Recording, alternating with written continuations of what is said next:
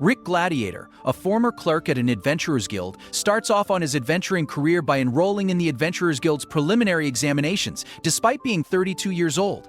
Due to his age, he's being underestimated, but people are later awed by the power he displayed. So much that it slighted a noble named Fried Diarmuid, who was also in the examinations. It eventually involved his sister, Angelica, who is a knight second class, equivalent to a B rank. Angelica challenges Rick to a duel, where the loser becomes a servant to the winner forever.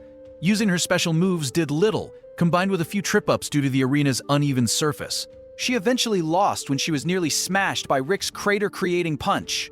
As the results of the preliminary exam are about to be released, Rionette, his assistant, says that the rest of the party that trained him are coming to check on him. Much to Rick's fright, Rick passes the preliminary exam and is qualified to take the second phase, which is a mock battle. He later comes across Raster Diarmuid, an A rank who is the eldest son of the house Fod Diarmuid, who happens to be an examiner. The obnoxious prodigy of a royal with the strong stink of cologne hit on Rionette, but Rick stopped him by pretending he is her boyfriend. Much to Rionette's joy, making him spare no time in mocking Rick, but leaves him irritated. Things go up a notch when his siblings Fried and Angelica came to him crying and telling him about the 4-0-ish oaf that bullied them and now wants to personally handle his examination.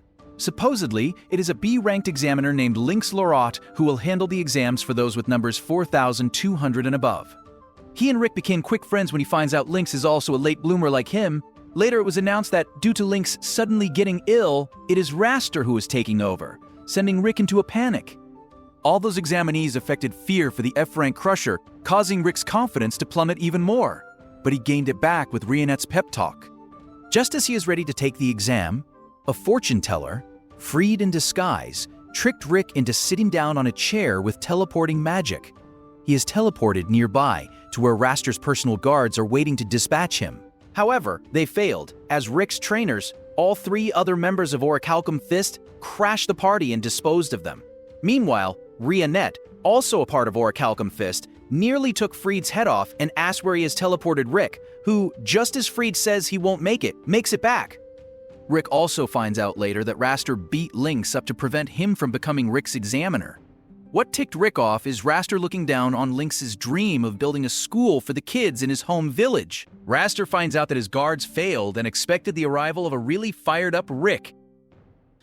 As Rastfist, and Elisa and Rionette having their own cordial battle, he tried angering and annoying Rick with all his gloating, but Rick stuck to Rionette's advice of keeping calm and thinking rationally, as she is one of his trainers. Meanwhile, it is explained that due to Rick's low magical reserves, one of the fundamental foundational faculties, a result of his late start in adventuring, magical reserves must be developed before the age of 30. His trainers honed him in the other three: physical strength, body control, and magic control. This means every attack Raster throws at Rick are nothing more than trifling and something he can brush off, as Rick is already deemed at S-rank level, same as them. Although he seems not to realize it, it is also revealed how Rick got to that state in just 2 years. That is, by literally being trained to death, and he gets healed back to life whenever he dies, using space-time magic.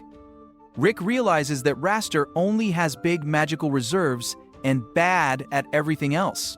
He keeps brushing off Raster's nature-composed magics, and finally obliterates the unfortunate arrogant noble despite his Yggdrasil God impact, a level 8 nature-composed magic, using an air shot, a mere level 1 nature-composed magic, much to the shock of the rest of the audience. Rick meets Raster and his siblings at the hallway after the examination, who gives a few tips to his adventuring senpai. Raster vows to be his examiner again. Fried and Raster may still be hostile, but Alice finally recognizes Rick as someone legitimate, as shown by her rather kind treatment of him. As the rest of Orichalcum Fist celebrates ahead, Rick and Rianne listen to the numbers of those who passed, awaiting the announcement of number 4,242. Rick's number is announced, signifying that he passed his adventurer's exam. However, the episode focuses on Rick's journey to becoming an adventurer. As a child, Rick dreams of defeating Kaiser Alsapiet, but his parents discourage him from engaging in these fantasies. Despite having a marker indicating a special ability, it never manifests as he grows up, even after becoming a receptionist at a nearby Adventurers Guild. One night, a disillusioned Rick, drunk, attempts to protect a lady from a giant troll, a mid-level monster, at a time when monsters started appearing in town. However, the woman, Rionette Elfit, an S-ranked adventurer, effortlessly defeats the troll. She later advises Rick that it might be too late for him to become an adventurer. Concealing his frustration, Rick asks her for a date instead, which she agrees to. On the night of their date, more monsters attack the town. Rionette dispatches most of them, but is paralyzed when a dragon appears due to a traumatic childhood experience. B-ranked adventurers, including Rick's friend Zayed, try to help but retreat as per guild regulations regarding dragons. The dragon traps them in a barrier, preventing escape. With nothing to lose, Rick confronts the dragon, expecting to die. However, when the dragon stomps him, his long-dormant marker activates, unleashing his hidden inborn skill. Rionette seizes overflowing magic which enables him to decapitate the dragon. Rick faints and awakens a week later to learn from Rionette that his magic circuits were destroyed, leaving him practically dead. However, he survived, and Rionette offers him a chance to join her party, the Orichalcum Fist. Rick invites Laurent to Orichalcum Fist's headquarters to meet his party. While there, Laurent learns why Rick ordered him to come wearing his best equipment, and also helps him try and woo Rionette. At the end of the day, Laurent agrees to tell them if he finds any information about suspicious magical energy signatures that match the 6 grand orbs needed to open the dimension to Kaiser Alsapiet. Sometime later, Rick, Alisaret, and Broston go on a quest to obtain the orb Laurent tipped them off about. They are accompanied by an F-rank newbie to give their party the required 4 persons in order to accept the quest. The newbie is astonished by their strength when they easily take on wyverns and vows to train harder and obtain S-rank. Back at HQ, the party gathers to discuss the red orb they found and use its magical frequency to locate the other orbs first, of which is in Heractopia. Rick, Broston, and Rionette arrive in Heractopia. After a little searching, they discover the yellow kingstone is set in the champion's belt that is awarded to the winner of Heractopia's annual Fist King tournament, which is currently in possession of the 3-time champion, Kelvin Erwolf. The only way to get the belt, and thereby the orb, is to become a fighter and win the tournament. To enter, Rick and Broston must start from the bottom and fight their way to the top at local gyms in order to qualify. Rick's first qualifier is against Angelica Diarmid, who eventually surrenders out of fear. From there, Rick's biggest hurdle is the time limit to qualify for the tournament. He must beat 40 opponents in 1 week, then fight through the West League before the tournament. Angelica finishes her 40th match, while Rick psychs himself up to complete his 40 matches in 4 days. Angelica decides to watch Rick, who completes all 40 fights in record time, leading him to the league matches. Later, Rick meets a dragon man named Snape Resurrect, chairman of the committee that manages the West League, who gives Rick a warning for Angelica. Kelvin reflects on his past and his excitement about facing off against Rick and Broston. Rick and Angelica continue to beat their opponents until Angelica pushes herself too far and loses one of hers. She reveals to Rick that Snape is her fiancé and that she believes his reasons for being there are nefarious and she doesn't want to marry him. They also both meet Dite, Snape's younger half-brother and the fighter he is sponsoring in the tournament. After a confrontation with both of them, Rick offers to train Angelica. Rick begins Angelica's hellish training, and she tries to run away after 5 days, but Rick tracks her down and gives her a pep talk. He also brings Rionette in to train Angelica to use her limbs as if they were blades, since blades are her specialty but weapons are banned in the tournament. Angelica wins her next match after a month of training, and Mizet and Alisaret arrive in Heractopia after the search for their own orb was a bust. Finally, the Fist King tournament begins. Rick, Broston, and Kelvin all make it through their matches easily. It's revealed Rionette taught Angelica her Thread Slicer move, and she successfully lands a blow on Geit. The victory is short-lived, however, and Rick barely keeps Geit from killing Angelica, promising to defeat him in front of a crowd the next day. Rick reassures Angelica that she can still achieve her dreams, she just needs more training.